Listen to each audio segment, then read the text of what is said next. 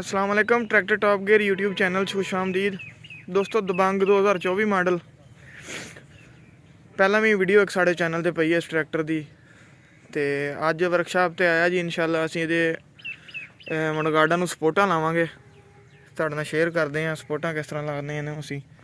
तो बाकी जड़ियाँ ये थले टूपां वालियां प्लेटां भी बहुत कमज़ोर आ, ये भी ये टुट जांदियां होंदियां। साडे चैनल ते पहलां वीडियो पईयां भी असीं मुकम्मल नवीआं भी कई ट्रैक्टरां नूं बना के दित्तियां है। टुटन तो पहलां बस इन्हां दा हल करांगे जी इंशाल्लाह। मुडगार्ड भी ये मजबूत करांगे पहलां नालों। ते अगर कोई दोस्त देखना चाहे भी ये मुडगार्डां दी हालत की हो जाती है, वीडियो मैं डिस्क्रिप्शन दे दूँगा लिंक, उहदा तुसीं देख सकते हैं भी की इन्हां दा बनदा। ते बाकी खोलते हैं जी मुडगार्ड ते काम शुरू करते हैं।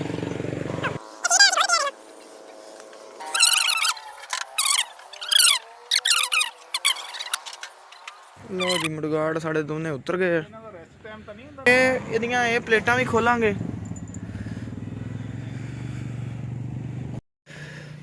ये प्लेट एक तो इन्होंने बनाई बहुत हल्की है, ये तकरीबन कोई 1.25 सूत्र मोटाई च है।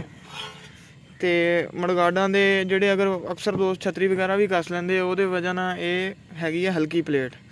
एक इन्होंने जी इनू कोने लाए मजबूती वास्ते, ये इस प्लेट के ये देखो ना, इत्थों वाला जो कोना वा इधरों दोनों साइडों तो, यानी कि प्लेट नहीं उन्होंने ज़ाया की वड्डी नहीं लाई, तो उही कोना कट के ये इत्थे लाया होया। मुडगार्ड मारदे आ इत्थों लचक, ये इत्थों ये टुट जाती है। साडे चैनल ते वीडियो पई है, अगर कोई दोस्त समझे भी एवें करदे आ वो उत्थे देख सकदा वा। इत्थों ही प्लेट टुट जाती है। असीं इहनूं भी इंशाल्लाह मजबूत करांगे। ते बाकी ये पट्टी है जी 2.5 इंच 3 सूत्र, ये लावांगे जी। काम करते हैं शुरू।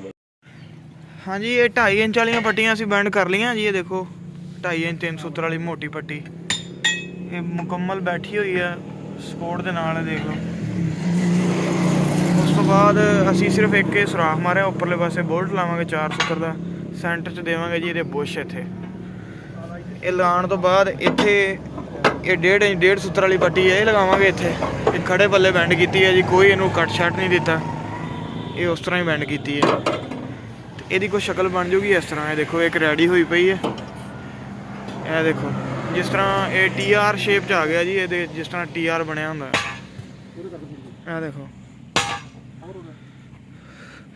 बाकी बनाने हैं दूसरी।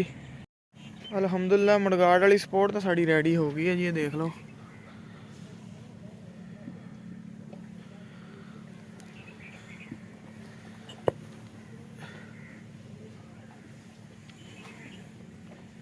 तो बाकी करते हैं जी इन्हों मजबूत हुण थोड़ा जा।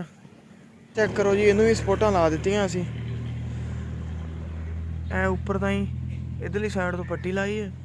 बाकी इवें ही ये थल्ले वाली प्लेट जिहड़ी लचक लैंदी है उन्होंने भी इस तरह मजबूत करता, यानी कि ये लचक वाला हुण सीन जिहड़ा भी है ना वो खत्म हो गया। देख लो ये उपर ताईं सपोर्ट आ गई है ना, अगे इत्थों इस तरह टुट जाता, हुण उपर तक आ गई, ये लचक खत्म हो गई। एवें जिवें थल्ले प्लेट लचक लैंदी सी भी असीं खत्म कर दित्ती है। इंशाल्लाह ये टुटदियां नहीं हुण। बाकी करदे हैं जी पेंट इन्हां नूं हुण।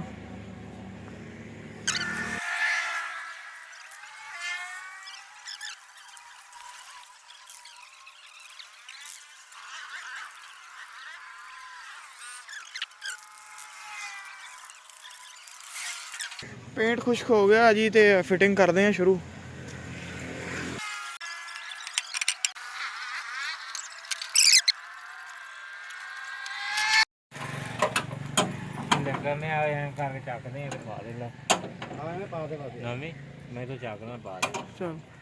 जी दोस्तों सारी फिटिंग अल्हम्दुलिल्लाह हो गई है कंप्लीट। ये तुहानूं चेक कराने लगा होया, ये सारियां रबड़ां उस तरह जिस तरह जैनवन दित्तियां सारियां असीं नाल लाइयां वा। ते बाकी ये थल्ले वाली प्लेट है, देख लो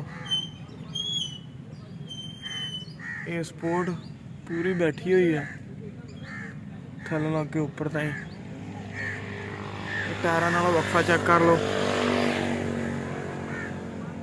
ये सिर्फ इनू होर कोई टुच वगैरह नहीं लगा, असीं सिर्फ एंड ते बोल्ट लाया है, सेंटर दे विच बुश भी दिता होया। चेक करो